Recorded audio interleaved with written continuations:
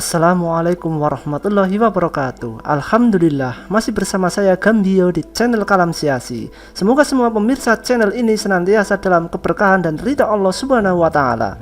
Yuk terus dukung channel ini dengan subscribe sehingga channel ini bisa terus produktif menyuarakan dakwah syariah dan khilafah. Sepertinya akhir tahun 2020 ini negeri kita semakin suram saja, mendung terus menggelayut disertai petir yang menyambar. Namun alhamdulillah kita bisa masih menikmatinya dengan secangkir kopi hangat. Karena jagat dunia maya geger dengan sebuah trending topik tangkap anak Pak Lurah sejak Ahad 20 Desember 2020 kemarin hingga Senin 21 Desember 2020. Hal ini disebabkan karena majalah Tempo merilis liputan investigasi berjudul Korupsi Bansos Kubu Banteng. Berita investigasi itu mengungkap sejumlah nama yang diduga terlibat korupsi bansos di Kementerian Sosial atau Kemensos dengan tersangka Menteri Sosial Juliari Batubara. Dalam investigasinya, majalah Tempo edisi 21 hingga 27 Desember 2020 tersebut, sumber yang dihubungi majalah Tempo menyebut bahwa masuknya nama PT Sritex Solo merupakan hasil dari rekomendasi putra Presiden Joko Widodo, Gibran Rakabuming Raka.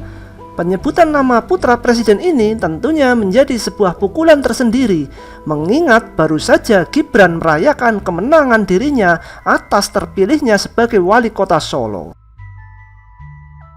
Menurut dua orang staf tersebut, masuknya nama Sritex merupakan rekomendasi putra Presiden Joko Widodo, Gibran Rakabuming Raka.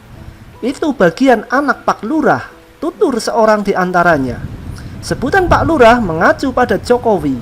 Akhir April lalu, Juliari Batubara menyatakan telah mengajak perusahaan yang berbasis di Kabupaten Sukoharjo, Jawa Tengah itu untuk memproduksi tas. Terkait penyebutan nama dirinya atas dugaan keterlibatan korupsi bansos COVID ini, Gibran pun membantah. Di sisi lain, KPK berjanji akan mendalami kasus ini, termasuk mendalami nama-nama yang diduga terlibat. Ya, demokrasi memang menyuburkan korupsi. Fakta sejarah, korupsi bisa terjadi pada sistem pemerintahan apapun, termasuk dalam sistem terbaik yaitu khilafah Islam, yang merupakan sistem yang berasal dari wahyu Allah dan dicontohkan oleh Rasulullah dan para sahabat. Akan tetapi hal ini terjadi karena satu-satunya penyebab adalah penyimpangan manusianya, bukan celah atau error pada sistemnya. Sistem khilafah sudah sangat sempurna untuk mencegah berbagai macam penyimpangan termasuk korupsi. Berbeda dengan demokrasi, di mana mahalnya biaya suksesi sebuah jabatan kekuasaan justru menjadi celah tersendiri untuk berbuat korupsi. Orang-orang yang berhasil menduduki sebuah jabatan yang tentunya sudah mengeluarkan modal yang besar untuk kampanye baik dirinya maupun partai pengusungnya. Nah, disinilah celah untuk mereka mencari cara untuk mengembalikan modal dan meraih keuntungan, salah satunya dengan menyelewengkan dana atau korupsi.